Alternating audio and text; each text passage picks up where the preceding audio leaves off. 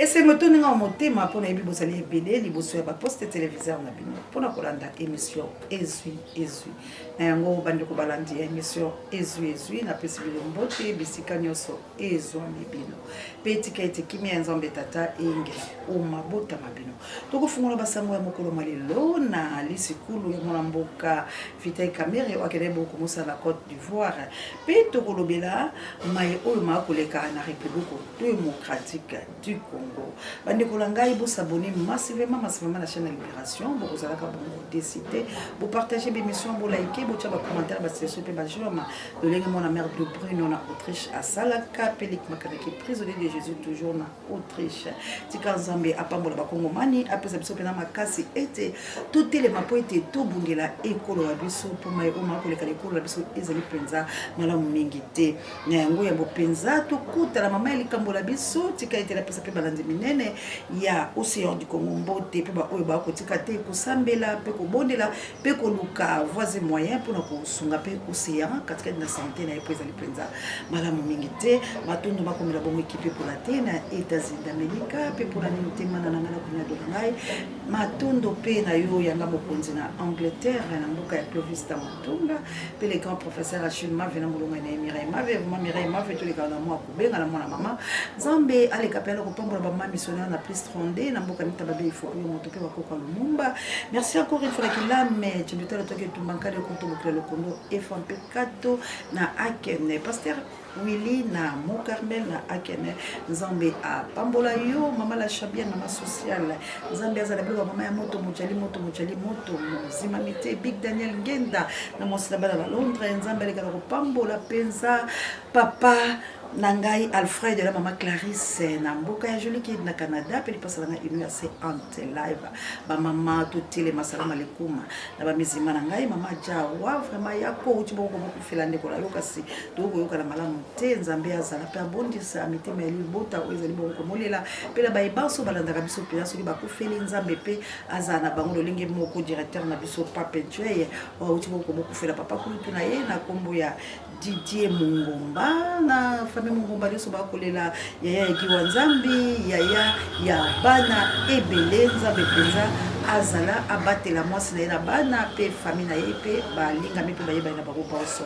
Nzambe pe azala ba onyo bazali ko fêter pe ko sepela mbota maila mona bango ba programme tangola no bondi ya botar de bono et la émission ko mela bino maman tangola no mokete ne Florencia matondo mido bilo to ko landa biso na boende na matadi to ko ya kaka na bomba pe bipai biso na fait fois République démocratique du Congo pe maman na biso Myriam on a penza molandi munene na commune ya Matete maman Myriam Messa na commune ya Matete merci na bilo banso penza papa Valérie Petelo président Valère Mangituka vous allez tellement ébélé tout les mabiso banso pour la coupe de l'école papa ya Suisse ba maman ya France vous allez peut-être bien na Canada vous allez bisika nyonso vous allez vraiment en Allemagne na Belgique. Nous avons un sérieux problème et c'est le République démocratique du Congo. Bande kolanga la lobaki ka ba vaccin mais tout la ndala no ndeko la biso nini asali komolo bala biso pour la kamutali. Très chers compatriotes, très chers frères et sœurs, recevez mes salutations fraternelles et patriotiques le plus aimable et le plus aguerri possible.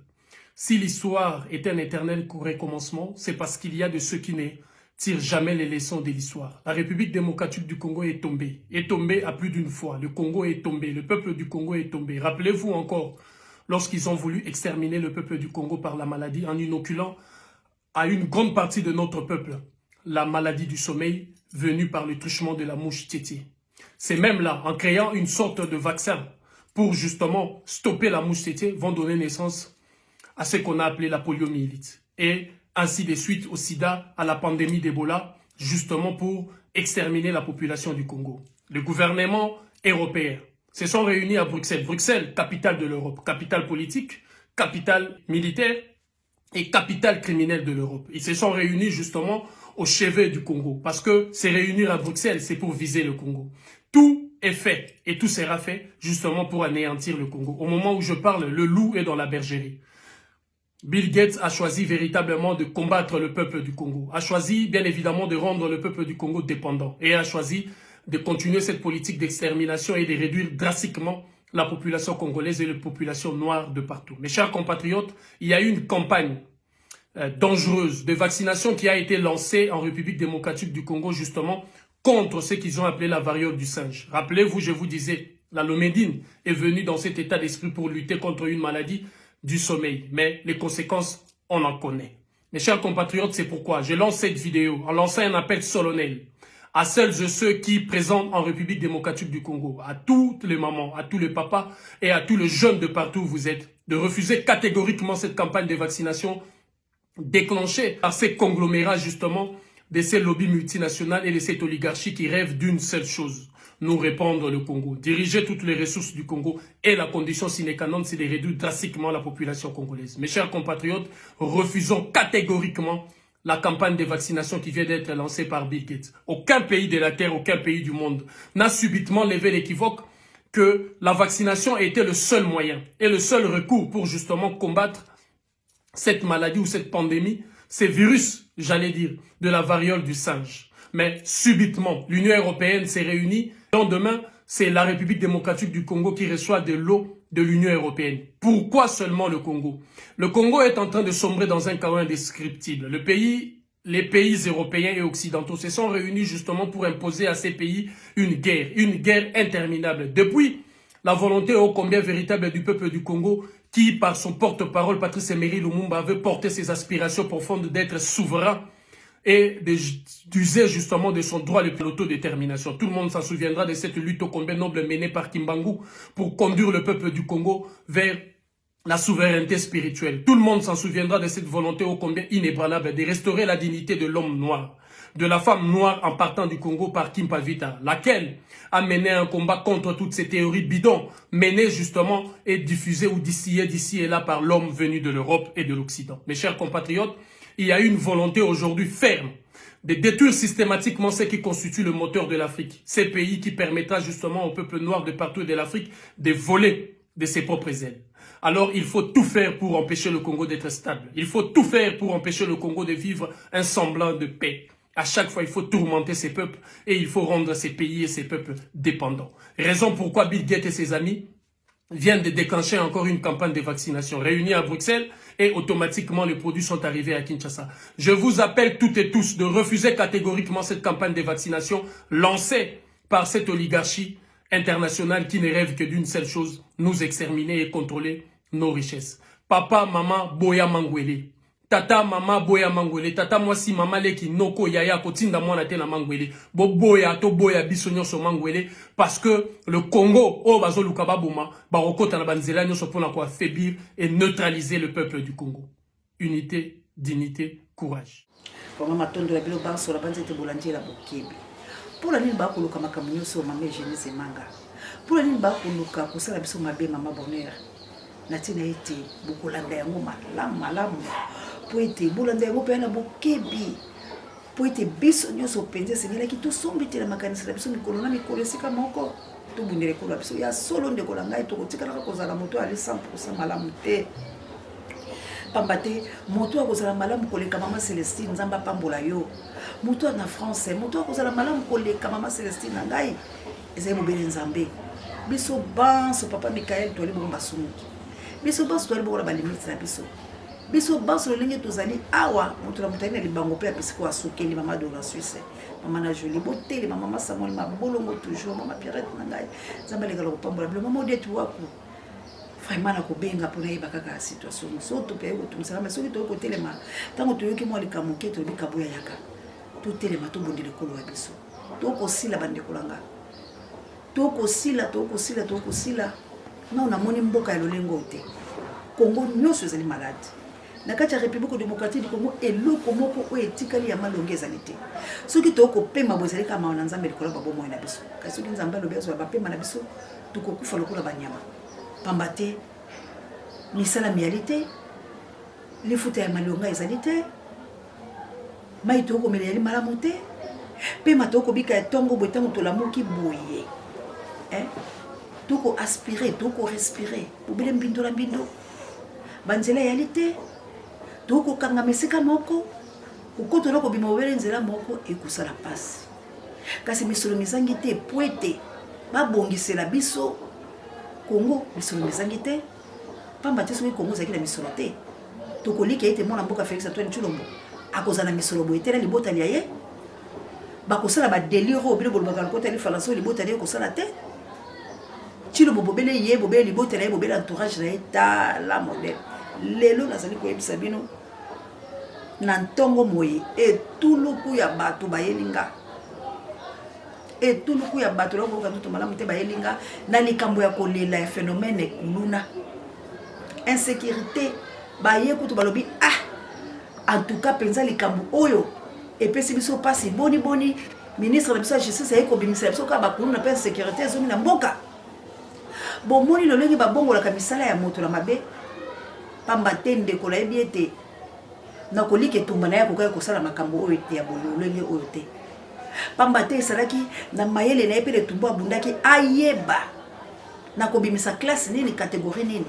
pamba te na baninga mosusu babunda etumba kaka mpo bazokisanaki mbongo ebele batindi bamakala lisanga ya bana bokaki batémoignage bana wana nde esengelaki babima ya solo kaki ezalaki na makala kasi ya bato oyo bazali deja kobomo bato bali komokata bato lelo ndenge nazali koyeso etuluku ya bato mamose ya tokosuka wapi nga nabi kasi mamose ya wapi basala nini mamose ya azali na kimu kasi azali makapi ozali molobeli mama ngai boko molobeli yango ngani nakomibanga te mboka ezali kolela bandeko na ngai bokolika te bandeko na bautaki bakinkole mpo bakoma na 6h du matin seki babimaki air nini balobi insécurité ya kosakana te bakuluna oyo babimi bazali nde koterrorize lisusu mboka nini tokufanda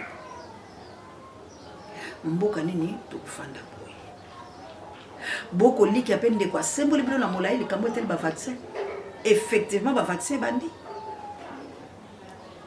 siko biloko bakobeta congolais bakosala congolais boye mpona nini mpo bamoni congolais ali moto ya molema bamoni congolais amilingani te bamoni congolais mpe ali mosika mpo ete libere mboka na ye pamba te bakoya kotchetchola congo congolais akosepela bakoya kokabola bino congolais akosepela soki bozwi moninga moko oyo azali kosala malamu botelema nao na nsima na ye bobikisa ye bino bokayesi mose asalaki ka malamu na koyeba na nzoto boye soki totangi likomi nzambe apambola mama évangéliste Judith Seke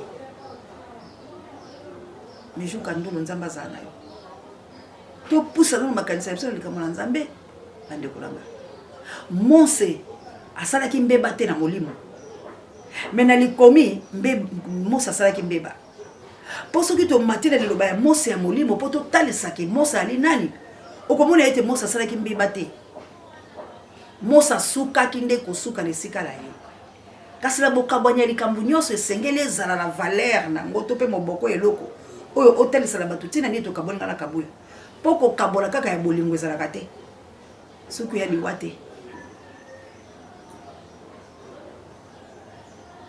bato mpo base séparé il faut kaka likambo moko ezala nde nzambe mpe na suka ya mose kosuka esika wana mpo bato bakotola ndo omoni bato mosusu balobaka ete mose asumukaka mpo ete nzambe selo likomi nzambe ayebisaka na mose abeta mbala babale abeta mobele mbala moko mose na nkanda bana ya israele abeti mbala babale mpo te bazwa mai mpo atelisi bango nyonso oyo tokosala tokotambola bino seki efalaki nkanda ye la mose mpo ete bakomaki mpe na bokabwani po mose akokaki kokota te na terre promise akokaki kokota te wana bibosabone na awa moto na moto akozongea na nzela na ye po ete amiyeba nani nde azali mpo mingi toyebi te banani tozali exercice oyo ezalaka makasi na senga na bato moto na moto amiyeba nani azali soki omiyebi nani oyo ozali okosala mbeba te okokweya mpe na mabe mpenza te pamba te omiyebi tala kongo bwa biso tala bisika oyo tozali kokende mpo na nini bato nyonso bavise kongo mpo na nini bato oyo biso toza kosepela kokende epa na bango soit disant bango baza malamu bakobika malamu bakolia 10 fois mais 20 fois mais bato wana bazali kaka na posa ya république démocratique du Congo bayi na posa baextrémine bato bakobika malamu te mpo na nini balingi babotola yo eloko ozala mo potentialité ozala mo balingi babotola yo oza na eloko congolais metala congolais ndenge ozali ozali koenvie mboka ya baninga mosusu ozali kosala bandeko na moko bakongomani mabe mpona nini baninga mosusu nde bazali kotinda yo mpo oyo ozali na posa miele ezala bobele ya yo moko oke kongo bisika biso miele mozali tala lelo molinga ekani bavaccin ye ndeko asemboli kasi ntina ya makambo oyo basalaka biso oyo nalobaka mikolo na mikolo bokoyoka yango na monoko ya vita ya camera aki kobimisa yango na Côte d'Ivoire bokoyoka yango na monoko ya vita ya camera dans ensemble ya baninga na Côte d'Ivoire alobi biloko nalobaka eselinga mpasi ya kolobaki seke baautorité na biso baali bato mabe pamba te bayebi na bango cause ya mabe oyo basalaka biso mais pourquoi bazali kotika peuple te azala indépendant pour adéfendre po balobi mokolo congolais akozala réellement libre akose défendre bango bakomatela bacongolais te bango bakozala so na misolo te basakalaka yango te bamesure yango na milai na bango te bakabaka yango te basalaka boye te mpo congolais azwi indépendance congolais maintenant akodirige bachef na ye alors balingi te congolais azala devant les chefs yango omoni bazali kokosa politike oyo ya bitumba na rwanda bali kotikela rwanda polote ya koassassine bacongolais bokoyoka bino moko na bokebi ngala kasi nde bayebaka makambo olekaka te nzoka bango mpe bayebi ke mboko eli na nkita kasi peuple akosouffrir c'est grave hein c'est grave nalandi nalila bilili bya yango te nasepeli na papa Frank Dion namoni ye na kati de sika oyo etuluku ya bato toki baki na ensemble mwana mboka tomboki longonya ndeko ne moka moto moyindo akoya po ayebala kopekisa ye alobi na soki yo mpo ozali kolabo to traître alobi eloko moko ya moto oyo esepelisenga alobi kongo ekoki lisusu kosangana na oni te kongo ekoki lisusu kokota na makambo te na Nations Unies pamba te bolingi biso te papa kotombuka lati kazaka na ya kitoko pa simbi golodi na ye papa koloba lokwa mutiboma ta likamba kongo ekopesa biso bamaladi olobi na ntongo tokoki kokufa mais soki ngongo ekoki te nzambe akoba te likambo ya kongo ekosala biso pasi olali olo amuki bali koraisonne mais oyo ekolo ndenge nini oyo mpe bato yango baza ndenge nini nzambe asali biso ka bato lolenge na bango papa Frank Diongo naoka nkandela makambo mosusu kasi nasukoli yango biloko mosusu tokosanga ndeni panda ya koloba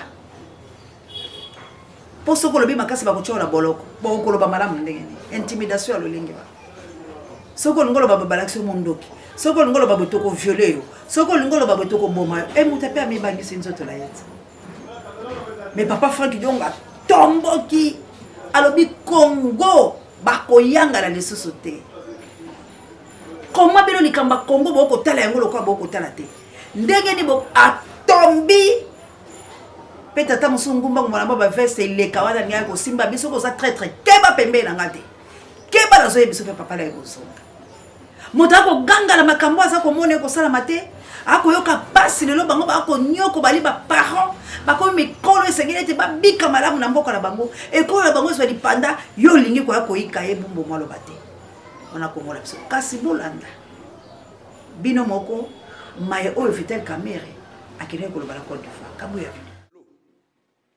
ou de la faim dans le monde ou de l'accès à l'électricité, nous pouvons vous dire que la République démocratique du Congo est la deuxième forêt du monde. La République démocratique du Congo aujourd'hui dispose de 80 millions de terres arables accessibles et 40 millions irrigables. Exactement la même surface cultivable que la Chine. Quel gâchis pour l'Afrique. Aujourd'hui, la Côte d'Ivoire n'a certainement pas le problème de l'eau. Mais la Côte d'Ivoire et la République démocratique du Congo peuvent résoudre le problème de sécheresse pour les autres pays. Nous disposons de 13% de toutes les eaux d'Afrique, 53% de toutes les eaux d'Afrique, au moment où le lac Tchad est en train de s'assécher. 13% de toutes les eaux du monde. En ce qui concerne la transition énergétique, la République démocratique du Congo est au cœur de ces défis. Avec Inga à lui seul, 44 000 MW potentiels. Mais des coupures d'électricité à Kinshasa, un paradoxe inexplicable. Aujourd'hui, en ce qui concerne l'accès aux matières premières, le lithium, le cobalt pour la fabrication de la batterie électrique, c'est encore vers la République démocratique du Congo qu'il faut se tourner. Aujourd'hui, tous vos téléphones que vous utilisez contiennent la matière venant de la République démocratique du Congo, les minéraux du sang qu'on appelle les coltans. C'est paradoxal que si les statistiques du commerce international, on ne mentionne pas la République démocratique du Congo comme exportateur du coltan, c'est plutôt son voisin, le Rwanda, qui n'en a pas dans son sous-sol, qui est le premier producteur et reçoit même des avions gratuitement et des félicitations de la part des grandes puissances et des multinationales. Quelle injustice! Mais, puisque nous disons, notre ambition est de vivre en paix avec tous nos voisins, y compris le Rwanda et l'Ouganda, dans l'amour et l'unité africaine retrouvée, nous allons... Bolandi yango epesi ngai pasi pema ya solo mwana mboka fita kamera yebi pasi ya bakongomani ayebi ke bakongomani bala lotiliki te ayebi ke bakongomani bakobika mabe na lobaka likamba telefone portable ye pa mo lobi yango na monoko ne alobi ba telefone obo ko salela lelo matière nango yali bobe na ko ya kitoko kasi Rwanda et produisaka eloko te yaka mo ete batie bango premier pays productif ya coltan pe cobalt o yaza ina yango te mais eloko esalinga pasi na sima ya makambo wana ngalebeka akotomboka po azali moto ya yambo ya parlement akotia mosapi lokola mobali mais nayebi te wana nabenga ngo loko nini amikiti na pete na suko nango akoloba ete Rwanda Uganda ole boyibaka biloko bya biso boyande tosola bosombaka yango bandikola ngai est-ce que papa o bazoboma bana ya kokozala titili lepe koloba wana ezani kolakisaki la Congo to ali malamu kolakisa ete la Congo nayebi te wana ezaka ni bobenga yango ni diplomatie nayebi te bobenga yango nini parce que ezali opportunité ya kotalisa na ba ivoirien ke tozali malamu te peuple bazo bomaye peuple baza ko assassiner alors bo benga Rwanda parce que vous aussi vous êtes des Africains boye besa ba Rwanda ke Kagame atika mboka na biso abima dans les médias mais asengi baya na kimia baya kolokana po ete batekaka minere malamu langage ya boye tokoka ekoloba yango soki ya solo toza na kimia pe toza pays indépendant ba esclave likola biloko na bino moko bozoyeba pe keso bazoboma bana na biso likola biloko na biso moko ba téléphone portable ba na biso lelo ba osala ngo bondumba bazozo ba sida bazoke lokuta na mibali ya mabe matière na nzoto na ye moko mais bazali ko sala ye mabe ne loko ezala nzoto na ye moko est-ce que congolais ko ekolela est-ce que congolais minimum akolia ya congolais faut acheter congolais ya kata $10 par jour na minéraux na ye botangi ba terre arable combien oyo mona mboka vitali caméra lobi botali biloko tout ça mai ya malonga atangi bamboko bakokela to ko pesa bango pe mai mais peuple wana zala biloko miike bako bomoka ya ko kufanzala ako bella koshoko bako bwakela biso ba maladi banso inso ya mokilo na tina ya biloko to ali nango oyo moto ya yambo ya parlement na biso lobi yango pe la parlement ya baninga mususu miloko selinga pasa ko yuko mo senga te la kimia akoyiko mo bondo bato mususu te esekeli ya koloba ete Kagame longola makolo na yo na sengi na bino ete biloko yali ya biso lolenga lobi Kagame longola makolo na ye ba Uganda ba longola makolo na bango na mabele mo biso pamba te to kotika pe ba oya biso population basala toyiki bango cette fois c'est ba longwete et une opportunité po boko telisane na molongo bobimba tina ya kufa ya bayiba kongomani bako wela te poto yiba ki babele ya Rwanda bako wela te bakongomani bako kufa yali te poto sombe biloko bya bato pe na lolenge ya mabe mais bato ne bako ya ko payer biso ne bolo bakolo kotel français pe basisi ko payer te ba violer basisi ko violer te ba bombi likolo ya biloko bya biso moko Et bon, tu vois que ça le langage diplomatique, diplomatie à ma bé. Ngai soki la zo opportunité. Ya ko kutela la bafaza bongo. Na ko bikisa tenga na kendaka na Russie, na kutala ambassade ya Russie. Na kutala ambassadeur ya Russie. Na sa momo itakate. Na lobaka na bango ekoki. Na lobi soki toye awa. Toye le loko moko te. Papa mokonzi ya balisi biso toyeli awe loko moko te. Toyeli nde yaka kosunga biso. Si photo sala la yo. 50-50 ya kopesa o biloko po yeli ya biso to kopesa o me yaka ndo sunga biso. To bundela mabele na biso. Bo me yebi boni ba ko boma biso boni ba ko nyoko biso to na biloko. Alors biso toye ko senga na maboko. Ngana kendaka na 4 chemin te. Ambassadeur a kokita bengi ngai alobi non, c'est comme ça. Mais votre pays nous appartient. Et ça mboka la biso yango to yei vers bino. To aller ko senga lisungi. Ce que c'est le monde a bien battu que les concessions de biso te ko kele bosa moni balo ba ko la recevoir ce que le ko kata bango na politique mabe ya Congo. Biso le bari c'est toi ko solo là. Peto ko tikate. S'il faut aller former les gens, parce que parce qu'on ne peut pas laisser comme ça tout aux yeux. Alors cette fois-ci, tu as une formation pour l'objet de défendre les tout parce que tu as dit que pour la montagne au sommet bisoté. Mboka na biso ya bana na bana. Tu as dit que bana musuba les calibosoté, bango ba bonga bongo bana musuba zo souffrir. Parce que moto beza na souci ya mboka wa zalite. Mboko etoni kita bolo lenge tata mokonzi wayambo ya parlement zoloba mboko eza na kita makasi pe bosenga bato bolo bito yokala mais biso Martin Fayulu aye a lo bito dialoguer bila bosengi ba Rwanda dialogue ti wala za langage ya dialogue ti eza dialogue pe ya muto eza pe ya muto ba ko bete pa yoki pasa ko yokolo balo lengo diplomatie ko lakse ke mboka eli malamu congolais azali komonyo ko pas azali ko souffrir ya ngona le kanise yake pa mona mboka Martin Fayulu madidi ya koloba ete to sur l'entre nous le congolais ceux qui bosa ko accepter que le kosola bato baso boma ba de ko la bino pourquoi ko boya bosola la bana mboka ça veut dire vous connaissez quelque chose au bosa la politique le bleza mabe biso la biso to solo to yebati na likambo yango bo bi dialogue yani ko matsa babeki bo oyo ndeko na biso moto ya yambo ya parlement a lobby na parlement ya ba ivoirien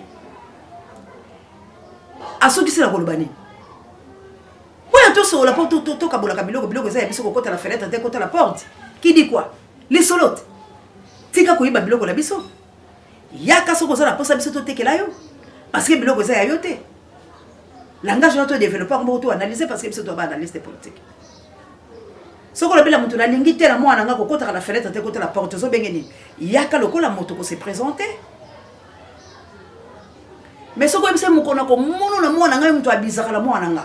Jour de mono na mwana nga na ko sala o babe pas sur la zoka pour la boko la mwana nga mobala na ko kima mais soko lobela e papa na lingi o ya la fenêtre te yaka la porte c'est que o accepter mon seigneur na a kota sikoyo la voie normale wana ko papa la yoki la ko ya mukolobo eza différent la muto lobi na mwana na ngai te na boko ba nga la passe na muto lobi au côté de la fenêtre, tu côté la porte. On va aller balobi langage mon côté. C'est que on ko yakate akeya kimi. Allez ça mon la télé au banga papa. Attends mon la seule manianga papa ça tete. Mais o alobi bon avec sa papa, da bon sa mukolo na oya. Directement sur beaucoup tena nzela o peso mbote. Mais o albaki comme kate a peso so mon fa bata. Eh papa pecho na ye wala angala mo anete. Ate papa bonjour. Nazanga komi bon mama, il solo côté. Le solo babomi combien de personnes? Génocide totalisé tikilo lelo.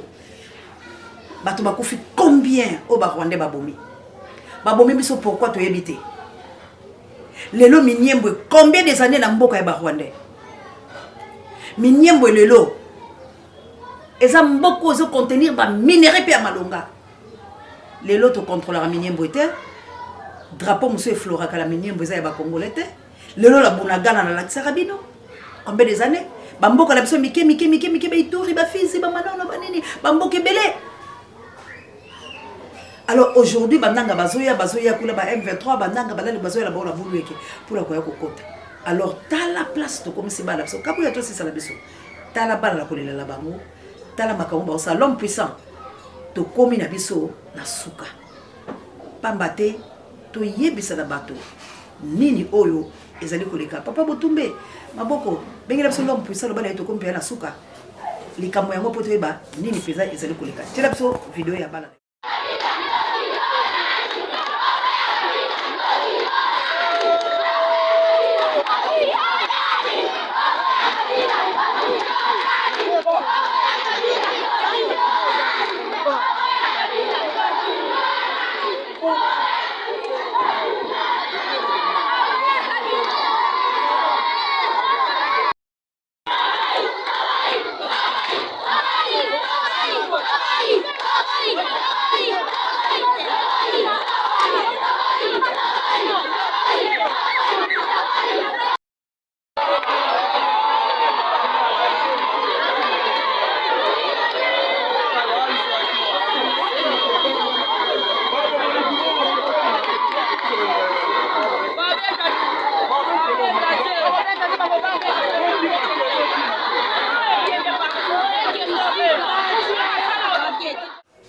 tosukisi botala mai o ma ko sala matokati pamba te kabuya l'homme puissant ko tala nzinga po tokomika ka bato ya keba bosolo ezalaka bongo mabe na bato bakosimba pouvoir kasi lokola tosukisi bokolanda bino moko na sima kaka ya bana oyo boyoka pe nini oyo peuple azali kosala po ete asi alembi mokonzi ya boyo oyo azali komona makambo na mboka na ye soki ezali ngai na kodémissionner mais pourquoi bozali kozelaka ba décideur bakotelaka biso mbeba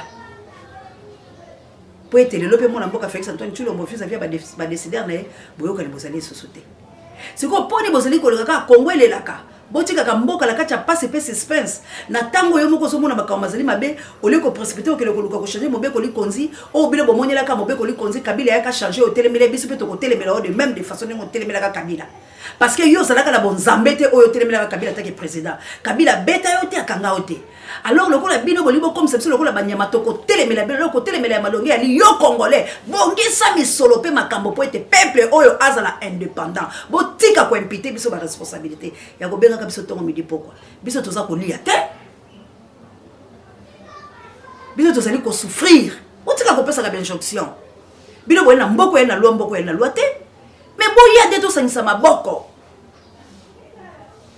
nzambe ya lola asunga moko la moko merci la kabuya l'homme puissant kabuya ko bosa la te cha ezala mo humour mais bolanda yango boseka moi moke po ete ba tension ba nerf ezaki tendi mais boyoka nini ya moto ya obano balobi bokulaka ikala nzamba pambola kabuya l'homme puissant ne change pas l'équipe qui gagne Yako n'a pas budget directeur recherche stratégique et personnel ça mon compte pareil mais ça va bien en tout cas maman qui colle nzamba za labino kabuya ko kita pour la ko ba image pour meseni kasi ezalika ka mboka to éviter celui to bondité peuple atikali kaka ya kolela mais likambo ya vaccin bilo mo boyoki mutazo ya mote soki lekani boboya ko benga na bonte bolobi kaka tozala mwana ya âge yote ko so vaccin tozala mukolo ya âge ko so vaccin te boboyi balekana bozokala bilo vaccin wana te posuka soka ba ko affaiblir biso ba ko boma biso tozwa lisusa ta vaccin moko te soki to kufa polio ezali ya moto nyoso ozwa vaccin te komo na yo kufi kasi pola ba vaccin la bango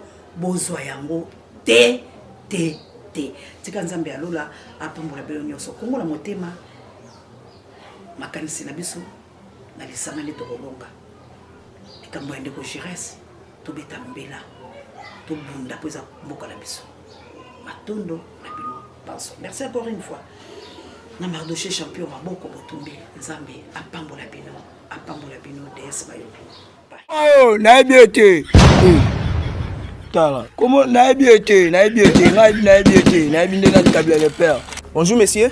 Bonjour. Combo est président de la République démocratique du Congo comme les années. Président de la République démocratique du Congo. Nabiete. Obi? Nabiete. Est-ce que boyoki yango bien? OK, mbote. Combo nan. Combo la pas isan. Pas isan, on a posé tout nom mutuna. Combo est président de la République démocratique du Congo comme les années. Combo na Joseph Kabila Kabanye. Oh, mais biso soto ebezara monsieur Félix Antoine Tshisekedi. Longwa nabiete. Tala comment nabiete ngai ndena Kabila le père. Oh. Nga vota kete nabiete longwa merci.